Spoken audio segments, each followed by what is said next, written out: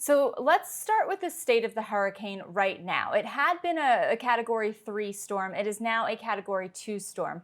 Where is it? What's it doing?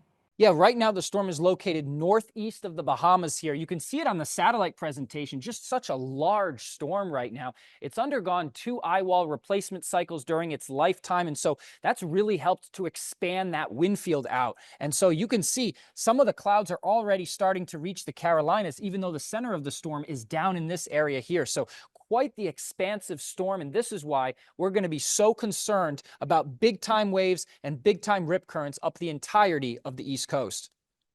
Big time waves and rip currents, but based on where that storm is headed, or at least where it looks like it's headed in that satellite, it looks like it's headed straight for the East Coast. Will it make landfall?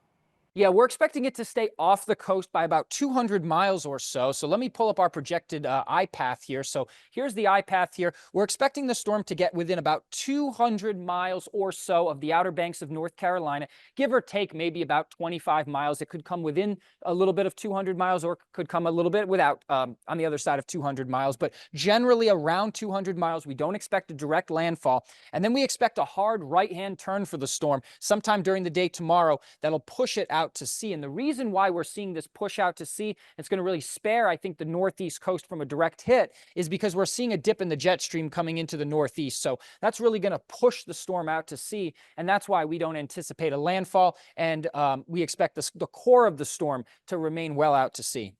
So the core of the storm will remain out to sea, but you mentioned damaging riptides. So let's talk about the effect to people living on the coast, because some people might hear, "Oh, it's turning away from the coast. I'm fine." What will actually happen to everyone? Let's start maybe south of Washington D.C. and talk about the Carolinas. How high will the waves get? What will those currents look like? Yeah, well, first I'll start off with the whole East Coast. The entirety of the East Coast needs to be on guard for big time waves and big time rip currents. Whether you live in South Florida or all the way up in Eastern Canada, you need to be on the lookout for very dangerous rip currents. There's already been over 100 water rescues in portions of the Carolinas already for people going out into the waves and experiencing those rip currents. So we certainly urge people to stay out of the water, especially if those lifeguards are telling you that it's too dangerous to swim. But the big time waves, those are really going to be concentrated, I think, a little further north in the Carolinas.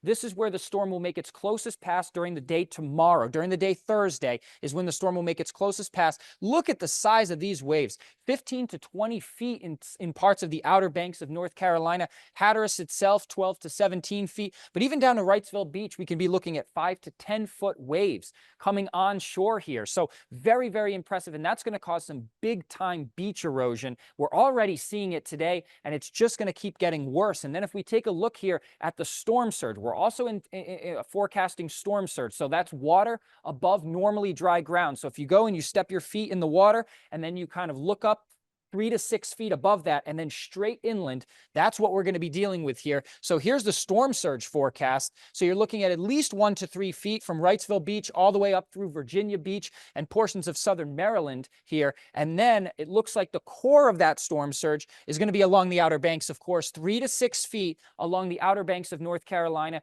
We're expecting to see a lot of damage out there. The road out there is already being impacted right now, and we're still a day before the storm makes its closest pass. So we're already seeing flooding in these areas, and it's going to get a lot worse here over the next 24 hours.